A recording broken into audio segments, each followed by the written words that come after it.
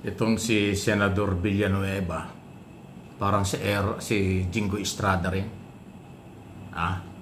Sama na rin natin si Escudero.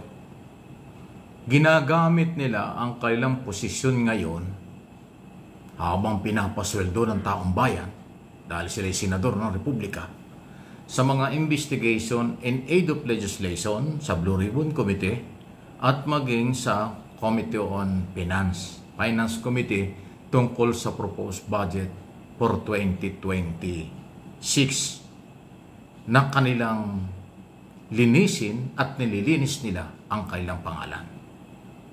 On record, pero ayaw ko na ipakita sa inyo dahil kasi baka ma-copyright pa lang ako. At yun naman ang aking purpose dito, mag-monitor at ibalita ko sa inyo. At binibigyan ko ng opinion at analysis dahil obligasyon ko yun at trabaho ko yun. Itong ginagawa ng mga senador na ito, na sa lahat sa mga hearing ay ang kailang pangalan, ang kailang pagkatao ang laging nililinis at isinisingit na sila'y walang kinalaman, sila'y malinis at hindi sila involved sa korupsyon. Eh bakit yung ginagamit yung committee at saka yung Blue Ribbon Committee at saka yung Finance Committee? In aid of legislation yan, hindi yung korte. Hintayin na lang ninyo na kayo'y kasuhan, then sa korte kayo magpaliwanag. Hindi yung pinapasweldo kayo ng taong bayan bilang senador, pero inyong ginagawa sa mga hearing, lagi na lang paglilinis ng inyong sarili.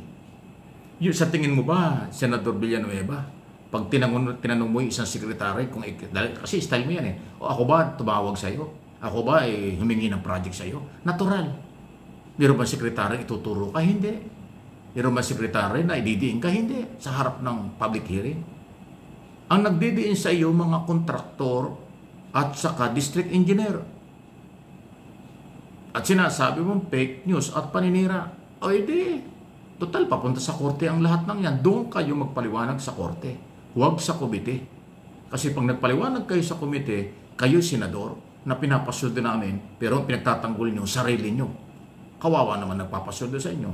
Doon kayo sa korte magpaliwanag, yun ang tamang benyo, ipagtanggol nyo ang inyong sarili. Gamitin nyo ang sarili nyong pera sa inyong mga abogado. Kasi pag sa Senado ka, at ginamit nyo yung inyong posisyon bilang senador na walang ginawa kayo kung hindi linisin ang inyong pangalan, taong bayan ang argabyado ron.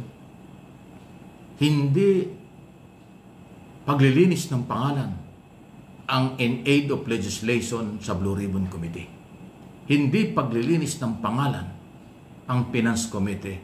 Dahil ang Finance Committee, ang pinag-uusapan dyan, paggawa ng batas sa national budget. Hindi diyan nakapaloob ang paglilinis ng pangalan yung kayo isinasangkot sa korupsyon. Hindi ko sinabing guilty kayo. Sinabi ko lang mali dahil ginagamit nyo ang inyong posisyon. Di ba? Hindi pa kayo nakontento ng press release at saka press conference na ginagawa nyong madalas. Pati ba naman yung committee na official business ninyo, official na trabaho yan ang committee dahil sa trabaho nila. Sisingitan pa nyo para ipagpilitan nyo wala kayong kasalanan. Hindi kayo dyan dapat nagpapaliwanag. Hintayin nyo, kasuhan kayo din sa korte kayo magpaliwanag. Pag kinasuhan kayo ng DOJ at saka ng ombudsman, di magsumite kayo ng mga sinumpaang salay sa inyo. Yun naman ang parte ng rule of law.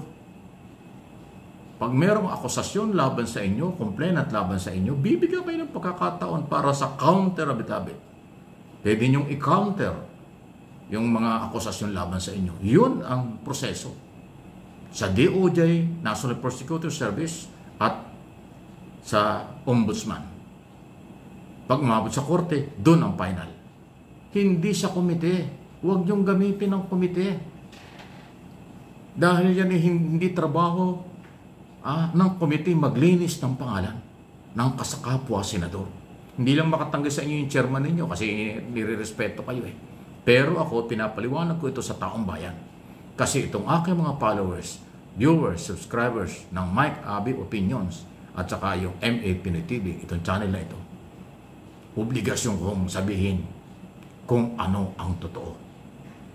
Alam ko ang trabaho ko at alam ko ang sinasabi ko. Yung iba hindi alam, baka sabihin ng iba dyan di nakakaintindi. Eh, senador sila eh. Dapat ipagtanggol nila ang sarili na. Ba, hindi ko naman sinasabing huwag silang magtanggol eh. Mali lang lugar. Huwag nilang gamitin yung official na business ng Senado at Kongreso sa ibang trabaho para sa kanilang sarili. May mga tamang venue. Tinabi ko na nga eh. Prosecutors, DOJ, Ombudsman, or Sandigan Bayan. Doon ang pagpaliwanag kayo. Doon kayo lumaban. Eh sa mga komite, wala naman hong kalaban-laban yung mga tinatanong mo hindi dyan eh. Di ba? Yung mga chairman ng komite, hindi lang makapalag sa inyo, baka nga kinakahiya kayo eh. Pero dahil hindi kayo nahihiya, ako na lang ang nagsasabi nito. Para malaman ng taong bayan kung tama ba o mali ang inyong ginagawa. Ako paninindigan ko yan. Hindi trabaho ng Senado maglinis ng kailang pangalan ng mga senador sa committee hearing. Hindi kasama sa aid of legislation yan.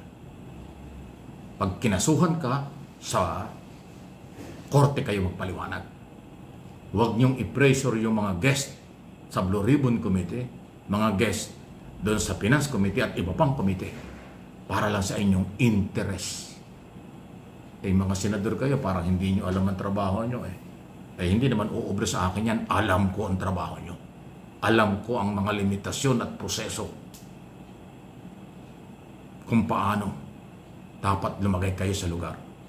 Eh kung yung mga aid of legislation na yan eh, takbuhan yan na magpapaliwanag at magtatanggol ng kanilang sarili, di lahat ng taong bayan pwede magpunta dyan.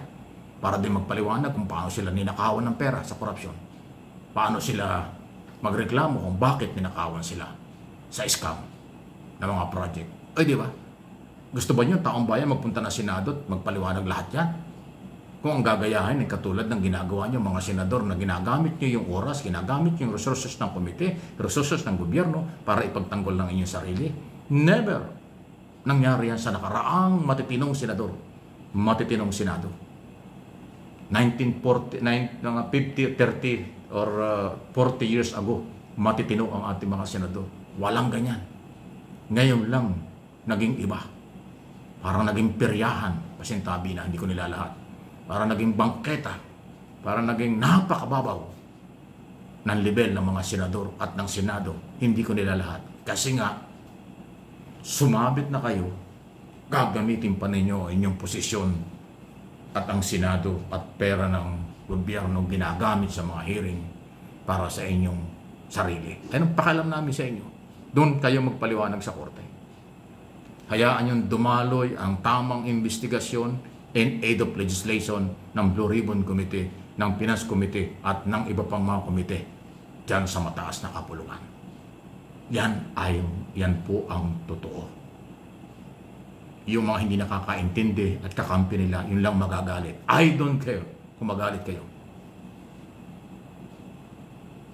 Yung totoo lang.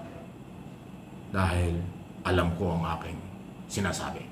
Please like, share, kung hindi pa, subscribe and follow sa ating mga channel.